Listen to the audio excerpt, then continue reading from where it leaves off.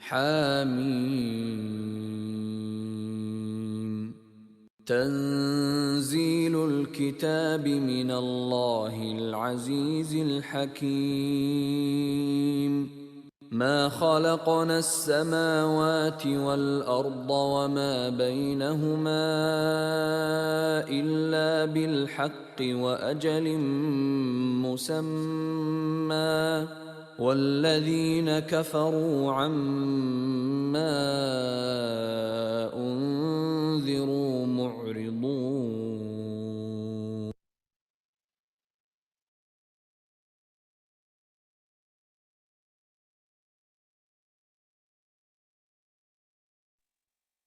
جزاک اللہ خیر شاہنہ وجی، جزاک اللہ خیر نصرت۔ انشاءاللہ سورۃ الاحقاف ہمارے سامنے ہے، 26 پارہ الحمدللہ باذن اللہ شروع ہو رہا ہے۔ اللہ سبحانہ تعالیٰ نے ہم لوگوں کو بھی 25 تک کا سفر کروا ہے، آخری 4 پارے بھی اللہ تعالیٰ ہمارے لیے آسان کرے اور ہم سب کو اللہ تعالیٰ عمل کی توفیق عطا کرے۔ سورہ احقاف جس کا مطلب ہوتا ہے ریت کی ٹیلے، وادی ہود کو بھی یہ نام سے مخاطب کیا گیا ہے۔ اب اس کو سمجھنے کے لیے جو بہت زیادہ اہم باتیں ہیں، تفسیر جاننے سے پہلے اس کا پس منظر بہت زیادہ ضروری ہے، کیونکہ نوز باللہ قریش مکہ جو ہے نا، یہ قرآن کو اللہ سبحانہ تعالیٰ کی طرف سے نہیں بلکہ نبی کریم صلی اللہ علیہ وسلم کی طرف سے بتائی جانے والی باتیں اس طریقے سے الزام تراشی کرتے تھے۔ تو یہ ایک ایسی صورت ہے جس کا پس منظر اس میں دعائے طائف پر ذکر کیا جائے گا، یعنی تفسیر کے سٹارٹنگ میں جیسے انٹروڈکشن میں اگر ہم دیکھ لیتے ہیں تو ایک واضح دلیل ہے کہ نبی کے ان حالات میں جب یہ سورہ احقاف نازل ہوئی، آپ صلی اللہ علیہ وسلم کی دل کی کیفیت اور زبان سے جو الفاظ جاری تھے وہ کچھ اور تھے، اور وحی کے ذریعے سے یعنی سورہ احقاف میں جو باتیں نازل کی گئی ہیں وہ بالکل مطلب بالکل بھی ایک زمین اور آسمان جیسے فرق ہے۔ ایک بندے کی کیفیت اور خدا ہونے کی حیثیت سے جو آگاہی اور جو انذار پیش کیا گیا ہے، دے آر کمپلیٹلی ڈفرینٹ، اور بہت ساری موضوعات پر بھی اس پہ بات کی گئی ہے۔ بہرحال پہلے ہم اس کا زمانے نزول میں یہ ہے کہ یہ 10th اور 11th نبوی میں بتایا جاتا ہے کہ نازل کی گئی ہے۔ تو یعنی 10ویں اور 11ویں یعنی آپ صلی اللہ علیہ وسلم کے عزیز چاچا اور جو ہے نا ان کی بہترین بیوی جو ان کی غم کی ساتھی تھی، وہ ان کی زندگی کی ساتھی تھی، سکون اور تسلی زندگی بھر وہ جو نبی کریم صلی اللہ علیہ وسلم کی ذات مبارکہ تھی، اس دور کی بات ہے۔ اپنے آپ کو اس میں سیٹ کر لیجئے، اپنے دماغ کے پیریڈ میں اس میں امیجن کرنا ہے اس آیتوں کو سمجھنے کے لیے سورہ احقاف کی، کہ وہ پیریڈ چل رہا ہے کہ آپ صلی اللہ علیہ وسلم ذہنی طور پر، ایموشنلی طور پر اینڈ سیکیورٹی وائز بھی بہت زیادہ اس وقت میں جو ہے نا پریشان کن حالات میں تھے۔ تو اس وقت اور یہ بھی ہوا تھا، اس کے سیرہ سے ہم کو یہ بھی پتہ چلتا ہے کہ یہ آپ دونوں کا زندگی سے وفات سے پہلے یعنی حضرت خدیجہ اور ابو طالب کے انتقال ہونے سے پہلے 3 سال تک کہاں تھے وہ لوگ؟ شعب ابی طالب میں قید کیے گئے تھے۔ ان کا یعنی سوشل بائیکاٹ ہوا تھا، یعنی پورے جو بنی ہاشم جو آپ صلی اللہ علیہ وسلم کے ساتھ ایمان لائے تھے، ان کے خاندان اور اصحاب پورے ان کے ساتھ والوں کو جو ہے نا ایک جو ہے نا وادی میں قید کر دیا گیا تھا جس کا نام ہے شعب ابی طالب، وہاں پر رکھے تھے۔ اور ایسا قریش ناکہ بندی کرے تھے کہ نہ ہی کوئی ان تک پہنچ پا سکتا، نہ ہی کوئی سامان ان تک پہنچایا جا سکتا، نہ ہی کوئی رسائی تھی۔ ہاں، حج کے موقع پر ہوتا یہ تھا کہ کوئی اگر چاہتا ان سے ڈیل کرنا یا رابطہ حاصل کرنا تو کر سکتا تھا، لیکن اس میں بھی جو ابو جہل تھا وہ کیا کرتا تھا، دیکھتا کوئی بھی تجارت جو ہے نا نوز باللہ آپ صلی اللہ علیہ وسلم کے قافلے یعنی شیب ابی طالب کی طرف جا رہا، اور ہو سکتا اندازہ ہوتا کہ ان لوگوں کو کچھ میسر آ جائے، کچھ فائدہ ہو، تو فوراً وہ تاجر جو جاتے رہتا شیب ابی طالب کے اس کی طرف آواز دیتا، نہیں جاؤ تم ان لوگوں کو ایسی قیمت بتانا۔ میں اسی لیے بتا رہی ہوں کہ پولیٹیکل ریزنز دیکھ لیجئے جس کی وجہ سے انسان ایک دم ڈسہارٹ اور ایک دم مطلب تکلیف کی کنڈیشن میں ہے کہ ان سے کوئی خرید بھی جا رہا تو اس کو منع کر رہے، تمہارا لاس نہیں کرنے دوں گا، میں تم کو ڈبل پروفٹ دوں گا۔ obviously وہ تاجر جو غیر عرب دوسرے عرب ممالک سے آئے تھے، وہ لوگ اپنا فائدے کے لیے آئے تھے، تو وہ لوگ ان کی طرف نہیں جاتے تھے. تو بہرحال بہت زیادہ خستہ حالات میں ان لوگوں کو قید کیا گیا تھا اس وقت. اس کے بعد پھر 10ویں ہجری میں یہ 10ویں نبوی میں یہ دونوں واقعات پیش آئے کہ حضرت ابو طالب اور حضرت خدیجہ کا انتقال ہوا. اس وقت آپ صلی اللہ علیہ وسلم نے طے کیا کہ میں کیا کروں گا، طائف کا سفر کروں، طائف کی طرف جاتے ہیں، اور تاکہ وہاں کے لوگ ایٹ لیسٹ اسلام قبول کرتے ہیں تو بہت اچھی بات ہے، یا کم از کم مجھے چین سے بیٹھ کر کام کرنے کا موقع دیا جائے. یعنی کہ ایک شیلٹر، ایک سیکنڈ ہوم کی جو ہے نا وہ اس جو ہے نا اس تلاش میں طائف کی طرف بڑھنے کا ارادہ کرتے ہیں. دعوت پلس جو ہے نا کہ وہاں پر جا کر کچھ ان کے لیے مناسب جو ہے نا گنجائش بن سکے. تو اس کے بعد میں آپ کو سواری بھی میسر نہیں تھی، ایک دم سے بہت زیادہ خستہ حالت میں حضرت زید بن حارثہ ان کے ساتھ رہے ہیں، اور وہاں پر وہ تشریف لے جاتے ہیں طائف میں. طائف کے سردار نہ صرف ان کو ریجیکٹ کرے اور بہت زیادہ جو ہے نا ان کے ساتھ غلط رویہ پیش کرے تھے، اور جو ہے نا وہ آپ صلی اللہ علیہ وسلم پھر وہاں سے نکلتے ہیں، اور راستے میں جو آپ کی جو دعا ہے میں اس کا ترجمہ پڑھتی ہوں. دل کے ساتھ اپنے لیے بھی دعا کریے، کیونکہ ابھی سب کے دل نرم ہوئے ہیں، اور انشاءاللہ تفسیر ہم کر لیں گے جلدی سے، کیونکہ اس کی آیتوں کی 35 آیتیں جلدی سے ہو جائیں گے، لیکن اس کو پس منظر کو جاننا بہت ضروری ہے. اور یہ دعا کو بھی الفاظ میں اسی لیے ہائی لائٹ کروا رہی ہوں، جسٹ سی دا ڈفرنس. دعا کی نیت سے بھی سننا ہے، پلس الفاظ کی ڈفرینسز کو نوٹس کرنا ہے. دعا ہے: خداوند میں تیری حضور اپنی بے بسی اور بے چارگی اور لوگوں کی نگاہ میں اپنی بے قدری کا شکوہ کرتا ہوں. obviously ایک دکھے دل سے ایک نبی جو ہے نا اپنے رب سے رابطہ کرا. بے بسی، بے چارگی اور لوگوں کی نگاہ میں بے قدری کا شکوہ کرتا ہوں. اے رحمت للعالمین اور اے رب العالمین، تو ساری ہی کمزوریوں کا رب ہے، اور میرا بھی رب تو ہی ہے. مجھے کس کے حوالے کر رہا ہے؟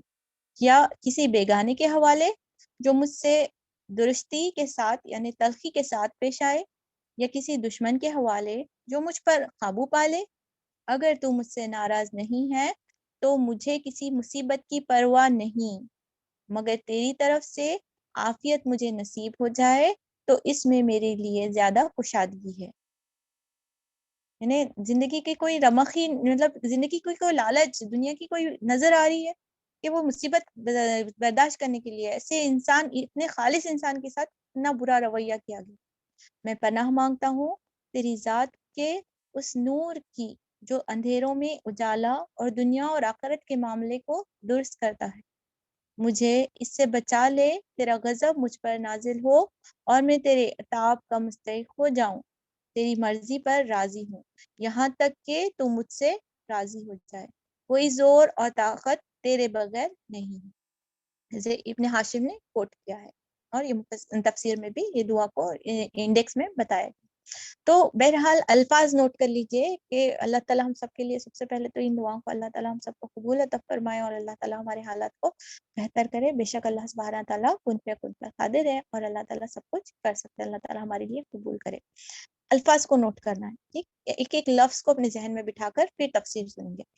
وہ جب واپس وہاں سے آنے کے لیے چلتے ہیں تو وہ بہت زیادہ اوبیسلی ڈس ہارٹ تھے، مطلب ایک دم دل تکلیف میں تھا. لیکن ہوا کیا، جب آپ صلی اللہ علیہ وسلم نخلا میں رکے طائف سے آتے آتے، تو وہاں پر بہت اچھا اللہ تعالیٰ نے ان کے ساتھ معاملہ ہوا اللہ کے فضل سے، کہ وہاں پر کچھ جن تھے جو آپ صلی اللہ علیہ وسلم کی قرآن سن کر تلاوت فرما رہے تھے. تو جنہوں نے اس کو سن لیا اور اس پر ایمان لائے، اور اپنی قوم میں بھی جا کر اس کی تبلیغ کرنے لگے. سبحان اللہ. تو یہ ایک پورا پس منظر اپنے ذہن میں رکھنا ہے، پورا بیک گراؤنڈ ہے احقاف کو سمجھنے کے لیے. اور اس میں جو موضوع بحث ہے وہ اسی بات کی تکرار کی گئی ہے کہ یہ جو کتاب ہے رب الحکیم کی طرف سے ہے. مشرکین مکہ جو کر رہے ہیں شرک میں جو ملوث ہیں، ان لوگوں کو توحید عبادت کے ساتھ ساتھ دعا میں توحید اور الوہیت کی طرف جو ہے نا بلایا گیا ہے. قرآن کے اوپر ان کے اعتراضات کو دور کیا گیا ہے. ابھی ہم پڑھیں گے تو ڈفرینس ہمیں بھی پتہ چلے گا, اور قریش کو بھی یہ ڈفرینسز اس زمانے میں بتائے گئے تھے. تورات اور قرآن کی ایک کمپیریزن اس سورے میں ملتی ہے, اور ماں باپ کے ساتھ حسن سلوک کا جو ہے نا درس اس سورے میں دیا گیا ہے. قوم ہود کا وادی کا بھی ذکر کیا گیا ہے کہ وہ کتنی بڑی قومیات, کتنی بڑی قوم ہونے کے باوجود بھی جو ہے نا اس کا چٹیل میدان ہو جانا, یعنی احقاف کا ذکر کیا گیا ہے, اور جو ہے نا مشرک قوموں کو ہلاکت کی بتائی گئی ہے, اور جنت کی کچھ بشارت ہے, اور توحید اور خالقیت سے ایمان پر استدلال بھی یہاں پر ملتا ہے. اور نبی کریم صلی اللہ علیہ وسلم کو صبر اور عزم کی نصیحت اور فاسقین کو ہلاکت کی دھمکی اس سورے میں دی گئی ہے. چلیے اب تفسیر کو انشاءاللہ جلدی سے دیکھ لیتے ہیں. صرف 35 آیت ہے, مگر یہ بھی ایک جامع سورت ہے. سبحان اللہ. حامیم, اور یہ حامیم کی صورتوں کی لاسٹ والی صورت ہے. 7 صورت ہم پڑھ لیتے آ رہے تھے, یہ یہاں پر آ کر حامیم سیریز یہاں پر ختم ہوتی ہے. حامیم, اس کتاب کا نزول اللہ زبردست اور دانا کی طرف سے. ہم اس زمین اور آسمان کو اور ان ساری چیزوں کو جو اس کے درمیان ہے برحق اور ایک مدت خاص کی تعین کے ساتھ پیدا کیا ہے. مگر یہ کافر لوگ اس حقیقت سے منہ موڑے ہوئے ہیں جس کا ان کا خبردار کیا گیا ہے. تو آیت of this surah of comparison کہ یہاں پر کیسا ہے, اللہ سبحانہ تعالیٰ اپنی حکمت بتا رہے ہیں, اپنی قوت کا اظہار کریں. قرآن کے حق ہونے کے اوپر ایک دم کانفیڈنٹلی باتیں بتائی جا رہی ہیں. زبردست اور دانا, عزیز اور حکیم ہونے کا ذکر کیا جا رہا ہے. وہاں پر کیا ہے, میں دبا ہوا ہوں, مجھے ٹھکرایا گیا, ویسے الفاظ ہے. تو یہ کلام کا ڈفرینس ان لوگوں کو اگر سمجھنے آ جاتا تو بھی بہت بڑی حقیقت ہے, لیکن ہم بھی اس چیزوں کو اچھے سے سمجھ لیں تاکہ ہمارا بھی ایمان پختہ ہو, اور ہم بھی جو ہے نا لوگوں کو اس کی طرف بلانے والے اور عمل کرنے والے بن جائیں. بہرحال آگے چلتے ہیں, جس میں آیت نمبر 3 تک اسی موضوع پر بات کی گئی ہے. تنزیل قرآن کا مقصد کیا ہے کہ یہ زبردست دانا کی طرف سے ہے, یعنی ویل پلانڈ ہے. آلن پالن چوپ ایسے بولنا بول کر نہیں بولا گیا ہے, بلکہ پلانڈ ہے, اور ایک زبردست یعنی قوت اختیار, خالی بولنے والا نہیں پلانر رہتا, ایک اتھارٹی ہولڈر رہتا نہیں.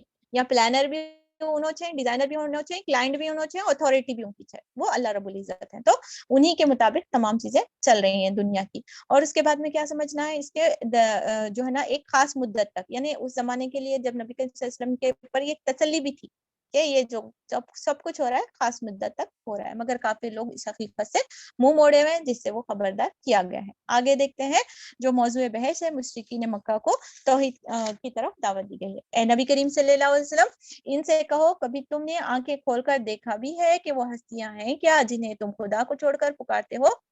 ابھی جو خواہش نفس کے تعلق سے بتایا گیا ہے اس کو بھی ہمارے لیے, وہ قریش کے مکہ کو بول رہے ہیں اے قریش کتنے گندے تھے, وہ انٹینشن سے نہیں دیکھنا ہے, اپنے اوپر ٹیلی کرنا ہے نا, وہ اب ہمارے اوپر ہے. تو ہم جن ہستیوں کو اپنے خدا کے علاوہ جس کو پریس کرتے ہیں, جس کو منانے کے لیے, جس کو راضی رکھنے کی کوشش کرتے ہیں, just make a comparison chat. خدا نے پیدا کیا, خدا نے بڑھایا, خدا نے پیدا کیا, پھر اسی کی طرف پلٹ کر جانا.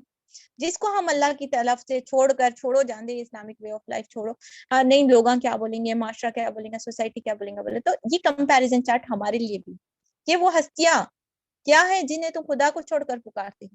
ذرا مجھے دکھاؤ تو صحیح, زمین میں انہوں نے کیا پیدا کیا ہے, آسمان کی تخلیق و تدبیر میں ان کا کیا حصہ ہے, اس سے پہلے آئی ہوئی کوئی کتاب یا علم کا کوئی بقیہ ان عقائد کے ثبوت میں تمہارے پاس ہو تو وہی لے آؤ اگر تم سچے ہو.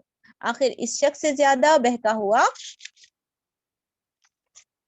انسان اور کون ہوگا جو اللہ کو چھوڑ کر ان کو پکارے جو قیامت تک کے لیے اسے جواب نہیں دے سکتے. کیا بھی بھلا کر سکتے نہ برا سکتے, خالی کرٹیسائز کر سکتے ہیں. ایسے لوگوں کے پیچھے, ایسے معاشرے کے پیچھے, اپنی زندگیوں کو اور اپنی ایگو کے پیچھے جو کہ مٹی میں مل جانے کے بعد میں ہمارے اوپر مکھی بیٹھی تو بھی ہم ہٹانے والے نہیں. تو ایسی اپنی ذات, اتنی چھوٹی سی ذات کے واسطے ہم رب العزت کو ناراض کرنے والے بنے, ہم سرنڈر نہیں کریں گے.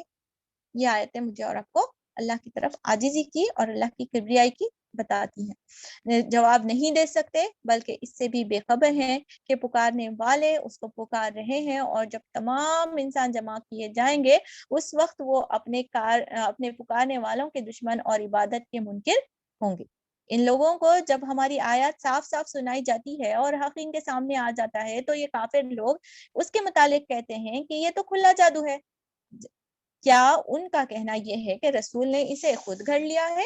اب اس سوال کا جواب اسی لیے تمہید میں وہ باتیں بتا دی گئی کہ ان کا جو ڈاؤٹ تھا یہ گھڑ لیا ہے. اب یہ ہم ساری چیزیں پڑھ کر آئے ہیں, ہمارے اندر بھی ایمان ہو جانا چاہیے اور ہم بھی ان بے یقین لوگوں میں سے نہیں شمار ہو جانا, کیونکہ بہت سارے وسوسے اور بہت سارے آج بھی یہ جو ہے نا نوز باللہ الزام ہے. آپ اگر گوگل کریں تو محمد ہیز پریزنٹڈ اسلام, یعنی تو محمد ہیز ریٹن کتاب, ایسی باتیں اگر نوز باللہ میڈیا میں ہم دیکھتے ہیں تو ہم کو وہ باتوں کا جواب آنا چاہیے. نہیں, یہ کتاب رب العزت کی طرف سے, اس میں ایسے ہڈن چیزیں ہیں جو امی انسان جو بنا کسی اتھارٹائز علم حاصل کرے کے, نہ کوئی ذریعہ تھا نہ کوئی چیز تھی, اس زمانے میں آگے ہونے والے اور ہر لحاظ سے ایک بہترین کتاب, بہترین جو ہے نا جامع کتاب پیش کر ہی نہیں سکتی. سبحان اللہ. کل ہم نے اس پر بھی بات کی تھی کہ یہ رسالت اور یہ نبوت اور یہ جو صحیفے اور یہ جو کتاب ہے, یہ اللہ رب العزت انسانوں کے علم کے اور مرضی کے بغیر جسے چاہتا ہے اللہ سبحانہ تعالیٰ نبیوں کے ذریعے سے نبی بنا کر عطا کر دے. تو ان کی پرسنل کوشش یا ان کی پرسنل ایجادات نہیں رہتی یہ چیزیں. تو اس کو بہت بخوبی سے ہم کو کانفیڈنٹلی اس چیزوں کو اپنے دل میں اتار لینا ہے.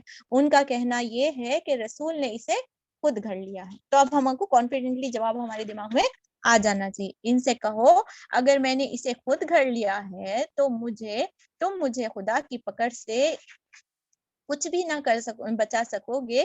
جو باتیں تم بناتے ہو اللہ ان کو خوب جانتا ہے. میرے اور تمہارے درمیان وہی گواہی دینے کے لیے کافی ہے. یعنی خود آپ صلی اللہ علیہ وسلم کے منہ سے بتایا جا رہا ہے کہ اگر وہ کوئی ایڈیشن اینڈ سبٹریکشن کریں گے, ناٹ اونلی جو ہدایتیں بتانے میں, بلکہ وہ خود عذاب کے مستحق ہو سکتے ہیں. نعوذ باللہ وہ سب کلین تھے, لیکن لوگوں کو سمجھانے کے لیے یہ آیتیں بتاتی ہیں. اور وہ بڑا درگزر کرنے والا اور رحیم ہے. سبحان اللہ. ان سے کہو میں کوئی نرالا رسول تو نہیں ہوں, کیوں انکار کرتے ہو, کیوں میرے پر رسالت پر. یہ بہت امپورٹنٹ آیت ہے, آیت نمبر 9 کو ہائی لائٹ کر لیجئے. ان سے کہو میں کوئی نرالا رسول تو نہیں ہوں, میں نہیں جانتا کہ کل تمہارے ساتھ کیا ہونے والا ہے اور میرے ساتھ کیا ہوگا. میں تو صرف اسی وحی کی پیروی کرتا ہوں جو میرے پاس بھیجی جاتی ہے, اور میں ایک صاف خبردار کر دینے والے کے سوا اور کچھ نہیں ہوں. وما انا الا نذیر مبین. سبحان اللہ. نہیں جانتا میں تمہارے ساتھ کیا ہونے والا ہے, میرے ساتھ کیا ہونے والا میں نہیں جانتا. صرف میرے پر وحی کی جاتی ہے, جو آیتیں مجھے فرشتے لا کر پہنچا دیتے ہیں, اور اسی کے مطابق میں جو ہے نا تمہارے پر پیغام پہنچانے والا بنا کر بھیجا گیا. سبحان اللہ. ایک واضح آپ صلی اللہ علیہ وسلم نے اپنا کام بتا دیا کہ میں کوئی ایڈیشن سبٹریکشن کرنے والا, دل سے باتیں بتانے والا نہیں ہوں. I am appointed as a رسول, اور میرا کام صرف پہنچا دینا ہے. اے نبی کریم صلی اللہ علیہ وسلم, ان سے کہو کبھی تم نے سوچا بھی ہے کہ اگر یہ کلام اللہ کی طرف سے ہوا اور تم نے اسے انکار کر دیا تو تمہارا کیا انجام ہوگا. اور اس جیسے ایک کلام پر تو بنی اسرائیل کا ایک گواہ شہادت بھی دے چکا ہے, اور وہ ایمان لے آیا اور تم اپنے گھمنڈ میں پڑ گئے ہیں. ایمان نہیں لانا, گھمنڈ اپوزٹ دونوں بھی. اور ایسے ظالموں کو اللہ ہدایت نہیں دیا کرتا. ٹھیک.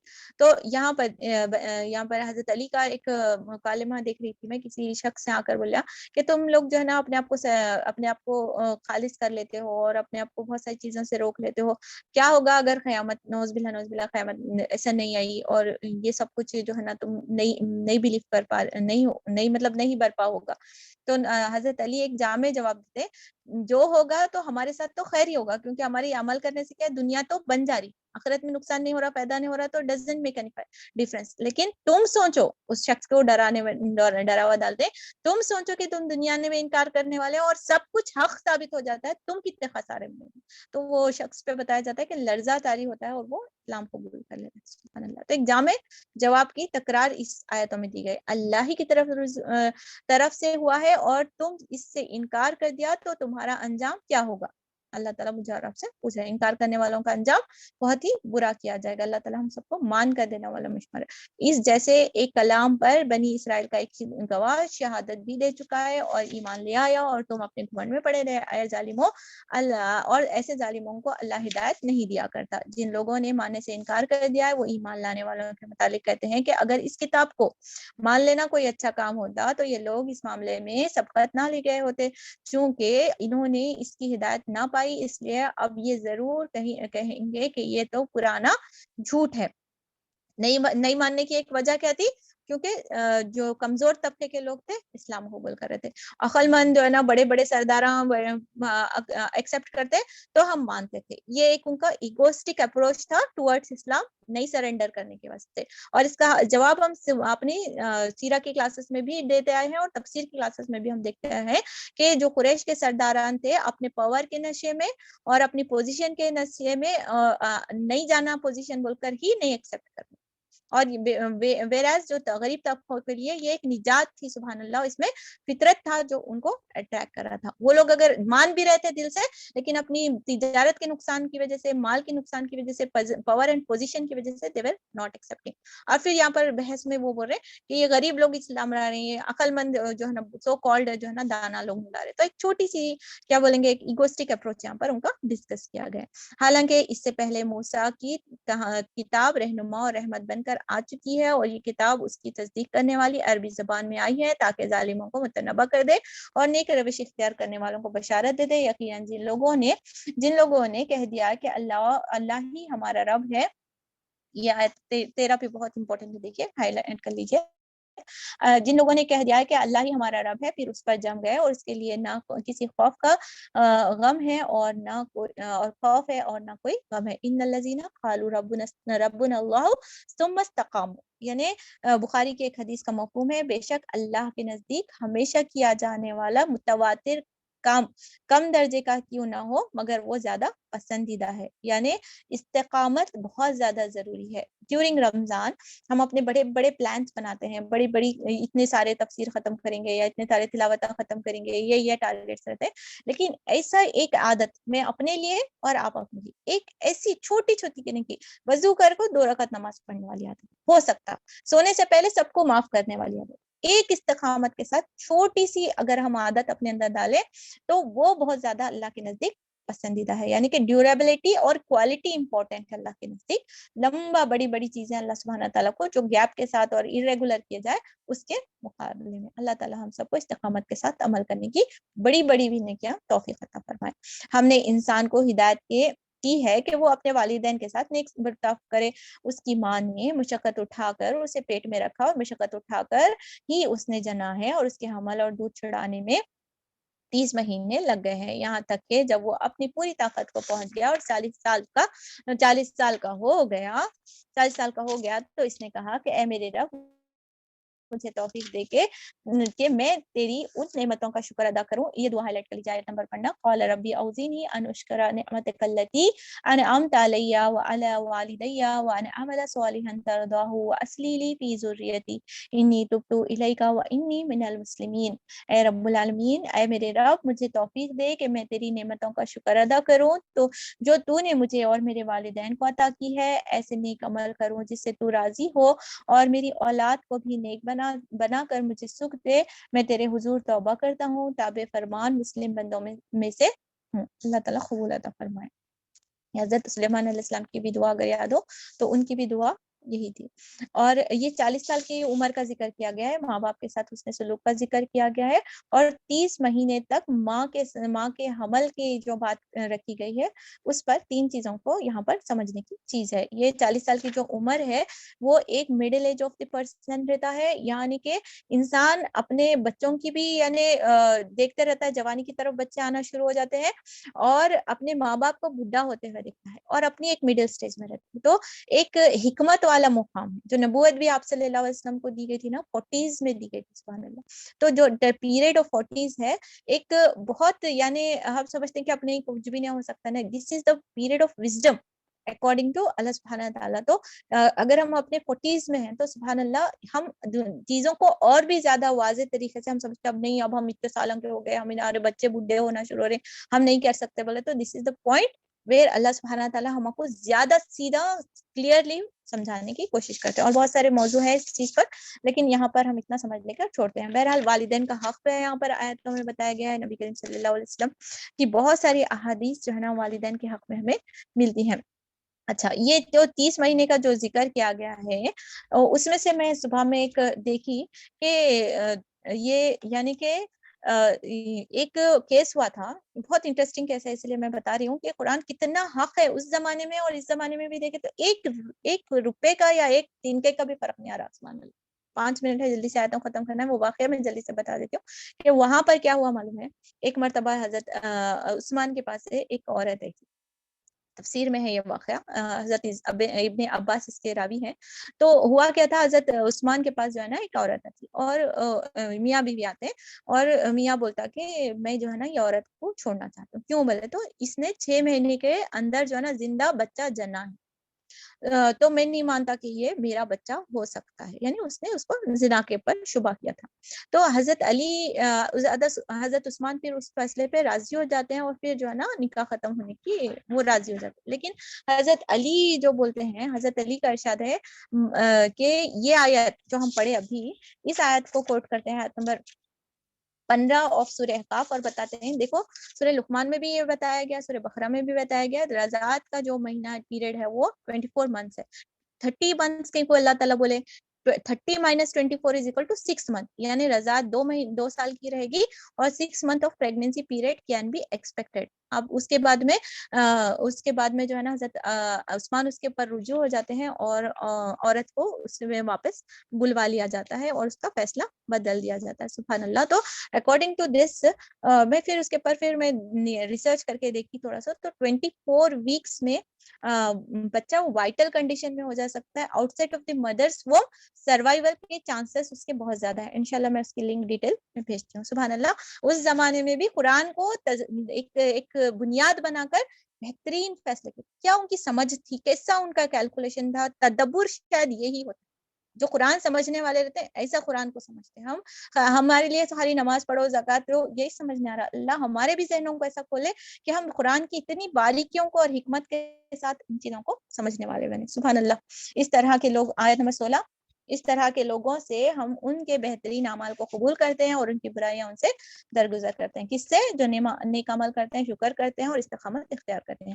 یہ جنتی لوگوں میں شامل کیے جائیں گے اس سچے وعدے کے مطابق جو ان سے کیا جاتا ہے. اور اس شخص نے اپنے والدین سے کہا، اف، تنگ کر دیا تم نے، کیا تم مجھے یہ خوف دلاتے ہو کہ میں مرنے کے بعد پھر قبر سے نکالا جاؤں گا، حالانکہ مجھ سے پہلے بہت سی نسلیں گزر چکی ہیں، ان میں سے تو کوئی اٹھ نہ پائے گا. ماں اور باپ اللہ کی دہائی دے کر کہتے ہیں، ارے بد نصیب، مان جا، اللہ کا وعدہ سچا ہے. مگر وہ کہتا ہے کہ یہ سب اگلے وقتوں کا سرکودہ کہانیاں ہیں. یہ وہ لوگ ہیں جن پر عذاب کا فیصلہ چسپا ہو چکا ہے. ان سے پہلے جنوں اور انسانوں کے جو ٹولے اسی خماش میں، یعنی بدنصیب اولاد ماں باپ ہدایت دے رہے ہیں اور نیک ہے بٹ اولاد مان. سورہ کہف میں بھی ہم ایسے والدین کو دیکھ چکے ہیں، سورہ نوح کے اندر بھی ہم دیکھ چکے ہیں.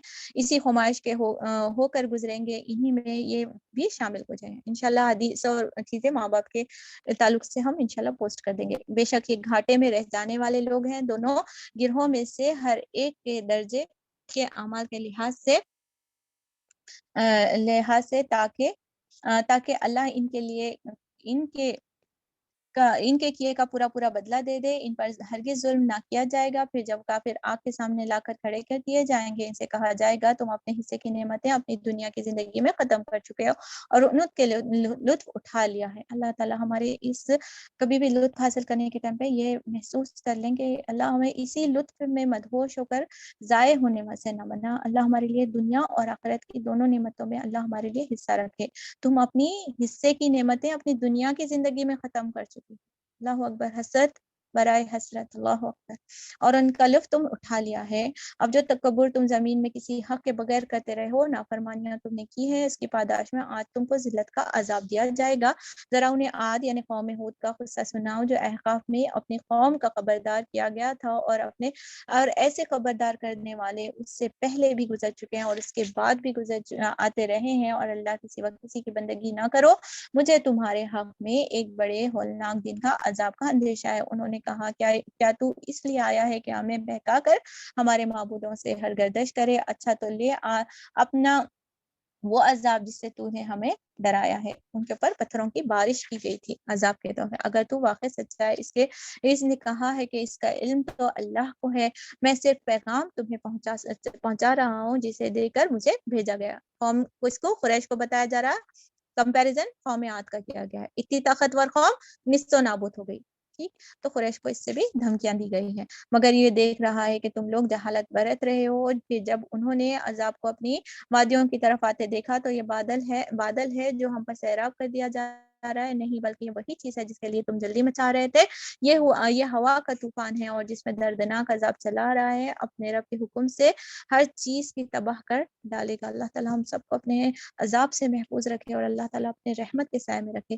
آخرکار ان کا حال یہ ہوا کہ ان کے رہنے کی جگہوں کے سوا وہاں کچھ نظر نہ آتا تھا۔ اس طرح ہم مجرموں کے بدلہ دیا کرتے ہیں اور ان کو ہم نے وہ کچھ دیا تھا جو تم لوگوں نے کو نہیں دیا تھا، ان میں سے کان، آنکھ اور دل اور سب کچھ دے رکھے تھے، مگر نہ وہ کان اس کے کسی کام آئے، نہ وہ آنکھیں۔ اللہ تعالیٰ ہماری نعمتوں کو، اللہ ہمارے اعضاؤں کو پن پوائنٹ کر کے آ رہے، کیا بینیفٹ لے رہی ہوں میں ان آنکھوں کا، کیا میرا دل تڑپ رہا ہے، کیا میری آنکھ رو رہی ہے، کیا میرے کان برے چیزوں سے محفوظ ہیں۔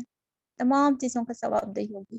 آنکھیں جو اللہ تعالیٰ سب کچھ دے رکھے تھے، مگر نہ وہ کان اس کے کسی کام آئے، نہ آنکھ نہ دل، کیونکہ وہ اللہ کی آیات کا انکار کر رہے تھے۔ اللہ تعالیٰ ہمارے تمام اعضاء کو، تمام نعمتوں کا اللہ تعالیٰ شکر اور نعمت کا ذریعہ بنا دے۔ انکار کرتے تھے اور اسی چیز کے پھیرے میں وہ آ گئے جس کا وہ مذاق اڑا رہے تھے۔ تمہارے گرد و پیش کے علاقوں میں بہت سی بستیاں ایسی ہیں ہلاک ہو چکی ہیں، ہم نے اپنی آیات بھیج کر بار بار طرح طرح کے تمہیں سمجھایا، شاید کہ تم باز آ جاؤ۔ پھر نہ ان ہستیوں نے، نہ اس کی مدد کی جنہیں وہ چھوڑ کر انہوں نے جنہیں اللہ کو چھوڑ کر انہوں نے تکبر اللہ کا ذریعہ بنا کر معبود بنا لیا تھا، بلکہ وہ تو اس سے کھو گئے، اور یہ تھا ان کا جھوٹ اور بناوٹی عقیدوں کا انجام جو انہوں نے گھڑ لیا تھا۔ اور یہ واقعہ بھی قابل ذکر ہے جب ہم نے جنوں کو، سورہ قاف کے ایڈریس میں وہ تمہید میں بات ہو چکی ہے جس کو ہم پڑھ لے کر عمل کے پوائنٹ دیکھتے ہیں۔ جب ہم نے جنوں کو ایک گروہ کو تمہاری طرف لے آیا تھا تاکہ قرآن سنیں، جب وہ اس جگہ پہنچے جہاں تم قرآن پڑھ رہے تھے تو انہوں نے آپس میں کہا خاموش ہو جاؤ۔ سبحان اللہ، طریقہ ان کو دیکھے، قالوا انصتوا، خاموش ہو جاؤ، خاموش ہو کر سنو۔ قرآن سننے کا طریقہ سورہ اعراف میں پڑھ کر ہے۔ پھر جب وہ پڑھا جا چکا تو خبردار کرنے والے بن کر اپنی قوم کی طرف پلٹے۔ نیکسٹ سننے بھی، پانچواں حق بھی، بلیغو بھی شروع کر دیے۔ انہوں نے جا کر کہا کہ اے میری قوم کے لوگوں، ہم نے ایک کتاب سنی ہے جو موسیٰ کے بعد نازل کی گئی ہے، تصدیق کرنے والی ہے، اپنے سے پہلے آئی ہوئی کتابوں کی رہنمائی کرتی ہے، حق اور راست کی کتاب ہے۔ اے ہماری قوم کے لوگوں، اللہ کی طرف بلانے والی دعوت قبول کر لو اور اس پر ایمان لے آؤ۔ اللہ گناہوں کا درگزر کرنے والا اور تمہیں عذاب علیم سے بچانے والا ہے۔ اور جو کوئی اللہ کے داعی کی بات نہ مانے اور نہ زمین میں خود کوئی بل بوتا رکھتا ہے، اللہ کے زج کر دے، اور نہ اس کے کوئی ایسی حامی اور سرپرست ہے کہ اللہ اسے بچا لے، ایسے لوگ کھلی گمراہی میں پڑے ہوئے ہیں۔ اور کیا ان لوگوں کو یہ سجھائی نہیں دیتا کہ جس خدا نے زمین اور آسمان پیدا کیے ہیں اور ان کے بتائے ہوئے جو نہ تھکا اور ضرور اس پر قادر ہے کہ مردوں کو جلا اٹھائے، بے شک کیوں نہیں، یقیناً وہ ہرگز چیز کی قدرت رکھتا ہے۔ جس روز یہ کافر آگ کے سامنے لائے جائیں گے اس وقت ان سے پوچھا جائے گا کیا یہ حق نہیں ہے؟ اللہ اکبر۔ یہ کہیں گے ہاں ہمارے رب کی قسم یہ واقع حق ہے۔ اللہ فرمائے گا اچھا تو آج آب عذاب کا مزہ چکھو اپنے اس انکار کی پاداش میں جو تم کرتے رہو۔ پس اے نبی کریم صلی اللہ علیہ وسلم، پورے رویے، پورے انجام سنا کر صبر کی تلقین کی جا رہی طائف کے سفر کے وقت میں۔ اے نبی کریم صلی اللہ علیہ وسلم، صبر کرو جس طرح اولو العزم رسولوں نے صبر کیا ہے، اور اس کے معاملے میں جلدی نہ کرو۔ جس روز یہ لوگ اس چیز کو دیکھ لیں گے جسے انہیں خوف دلایا جا رہا ہے تو انہیں معلوم ہو جائے گا جیسے دنیا میں دن کی گھڑی بھر سے زیادہ نہیں رہے تھے، بات پہنچا دی گئی، اب کیا نافرمان لوگوں کے سوا کوئی اور ہلاک ہوگا۔ اللہ تعالیٰ ہم سب کو عمل کی توفیق عطا فرمائے۔ بہترین صورتوں کے اللہ تعالیٰ ہم سب کی تذکیر کر رہے ہیں۔ اللہ تعالیٰ ہم سب کو اس سے نصیحت حاصل کرنے اور نیک کرداروں کو فالو کرنے اور برے کرداروں سے نصیحت حاصل کرنے والا بنا دے۔ اللہ تعالیٰ ہم سب کے لیے جنت کے فیصلے مقرر عطا فرمائے۔ اللہم صلی علی محمد نبی الأمی وعلی آل محمد۔ سبحان اللہ وبحمدہ عدد خلقہ ورضا نفسہ وزینۃ عرشہ ومداد کلماتہ۔ یا حی یا قیوم برحمتک استغیث واصلح لی شأنی کلہ ولا تکلنی الی نفسی طرفۃ عین۔ اے رب العالمین، تمام زمین اور آسمان کے خزانے کے مالک، تمام چیزوں کو پیدا کرنے، مارنے والے، دوبارہ پیدا کرنے والے، ہر چیز پر قدرت بنا کسی حساب کے اللہ تعالیٰ آپ تمام چیزوں کے اقتدار ہے۔ آپ کی تعریف ویسی ہی ہے جیسے آپ نے بیان کی ہے۔ اے رب العالمین، ہم آپ کی اس طرح سے تعریف نہیں بیان کر سکتے۔ اے رب العالمین، ہماری ٹوٹی پھوٹی عبادتوں کو، ٹوٹی پھوٹی کوششوں کو قبول عطا فرما دیجیے۔ دیجیے۔ اے رب العالمین آپ نے اپنی رحمت پر اپنی نفس پر اپنی رحمت کو اللہ حاوی کر رکھا ہے۔ اے اللہ ہمارے ٹوٹے دلوں کی، اللہ ہمارے گھبرائے ہوئے خوف زدہ دلوں کی دعا کو قبول عطا فرما دے۔ یا اللہ کن پہ کن سے اللہ قبول عطا فرما دے، یا اللہ قبول عطا فرما دے۔ اے رب العالمین سب سے یہ بلایات اور مصیبتوں کو اللہ تعالیٰ، آزمائشوں کو اللہ تمام امت سے اللہ تعالیٰ اس کا عذاب کو پھیر دے اللہ۔ یا اللہ اللہ تعالیٰ روزے داروں کی دعا قبول کرنے کا وعدہ کرتے ہیں۔ رب العالمین ہم تمام کے پیٹ بھوکے پیاسے اللہ تعالیٰ آپ کی کتاب کو لیے بیٹھے ہیں اللہ آپ کی رضا کی خاطر۔ یا اللہ ہم سے راضی ہو جائیے رب العالمین، تمام مرحومین کی مغفرت عطا فرما دیجیے۔ یا اللہ جو ہم سے جدا ہو چکے ہیں یا اللہ ان کے تمام مراحل کو آسان کر دیجیے۔ بے شک وہ مختصر زندگی ہے اللہ ہم سے دور ہو رہے ہیں، اللہ ان کے ابدی ٹھکانے کو اللہ بہترین ٹھکانہ بنا دیجیے۔ اے رب العالمین بہترین ساتھی عطا فرما دیجیے اللہ۔ جنت کے جو جو وعدے اللہ تعالیٰ آپ نے کیے ہیں اللہ تمام کو ان کے حق میں اللہ تعالیٰ صادر کر دیجیے۔ خبر کو جنت کا باغ پیدا دیجیے۔ اے رب العالمین ناممکن نکیر کے سوالات کو آسان کر دیجیے۔ اے رب العالمین اللہ ان کی طرف سے اللہ گھر والوں کو اللہ تعالیٰ تسلی ڈالا دیجیے، صبر عطا فرما دیجیے، بہترین نعم البدل عطا فرما دیجیے۔ اے رب العالمین اپنا قرب اور اپنی محبت حاوی کر دیجیے دلوں کو اے اللہ پھسل جانے سے، بہک جانے سے، اے رب العالمین صبر کے ٹوٹ جانے سے بچا لیجیے۔ رب العالمین آپ اللہ کل شیء قدیر ہیں۔ اے رب العالمین آپ کی مصلحت تمام چیزوں پر حاوی ہے۔ رب العالمین ہم آپ کی فضل کے طلبگار ہیں اللہ، ہمیں آپ کے غضب سے محفوظ آپ کی ہی رحمت کر سکتی ہے۔ رب العالمین کن پہ کن کے فیصلے فرما اللہ، تیرا معجزہ عطا فرما دیجیے اللہ تعالیٰ، رحم عطا فرما دیجیے رب العالمین۔ اپنے کن پہ کن سے اللہ تعالیٰ تمام کی بلائیات کو دور عطا فرما، تمام بیماروں کو شفا کاملہ عطا فرما، تمام یا اللہ تمام جو ڈاکٹرز جو نرسز جو فرسٹ لائن میں اللہ تعالیٰ ان چیزوں لگے ہوئے ہیں اللہ تعالیٰ، تمام جو چیریٹی ٹرسٹ چلا رہے ہیں، تمام جو ان چیزوں میں بھاگ دوڑ کر رہے ہیں اللہ، ہم گھروں میں بیٹھ کر اتنے گھبرائے ہیں اللہ، ان تمام کی اللہ تعالیٰ ان تمام کی حفاظت فرما دیجیے رب العالمین، تمام کو بہترین اجر عطا فرما دیجیے رب العالمین۔ ہم سب کی دعائیں اللہ تعالیٰ تمام کے حق میں قبول عطا فرما دیجیے۔ تمام بیمار جو تڑپ رہے ہیں رب العالمین اپنا غضب سے اللہ تعالیٰ انہیں نجات عطا فرما دیجیے اور ان کے پر رحم عطا فرما دیجیے، دنیا اور آخرت کی خیر کے فیصلے عطا فرما دیجیے اللہ۔ ہر سانس کے لیے تیری شکر گزاری ہے رب العالمین، اللہ تعالیٰ سانس کا آسان کر دیجیے اللہ، تو نے ہر چیز کو اپنے قابو میں رکھا ہے اللہ، سانسوں کا آنا جانا تیرے ہاتھ، تمام جسم کے اعضاء کو درست کر کے ایمان کے ساتھ اللہ تعالیٰ واپس عطا فرما دیجیے۔ تو قادر ہے، تو قادر ہے رب العالمین، ہم تیری کبریائی کو تسلیم کرتے ہیں رب العالمین، ہماری دعاؤں کو قبول عطا فرما اللہ، تمام کے گھروں میں عافیت کے فیصلے عطا فرمائے رب العالمین۔ رمضان کے بہترین عبادتیں بہترین اللہ رحمت کے حصول کرنے والا بنا دیجیے اور ہماری مغفرت کے فیصلے عطا فرما دیجیے، ہم سے راضی ہو جائیے اللہ تعالیٰ۔ ہم سب کو اللہ تعالیٰ اس قرآن کی بہترین پہلو پہ عمل کرنے کی توفیق عطا فرما دیجیے رب العالمین، ہم سے راضی ہو جائیے، ہمارے بڑوں پر رحم عطا فرما دیجیے، ہمارے والدین پر، ہمارے بچوں پر، ہمارے شوہروں پر، ہمارے رشتہ داروں پر، ہمارے میکے پر، ہمارے سسرالوں پر، ہمارے دوستوں پر، ہمارے جاننے والوں پر، ہماری پوری سوسائٹی پر، ہماری پوری امت پر تیری رحمت کی ضرورت ہے پروردگار، ہم چیز تیرے لیے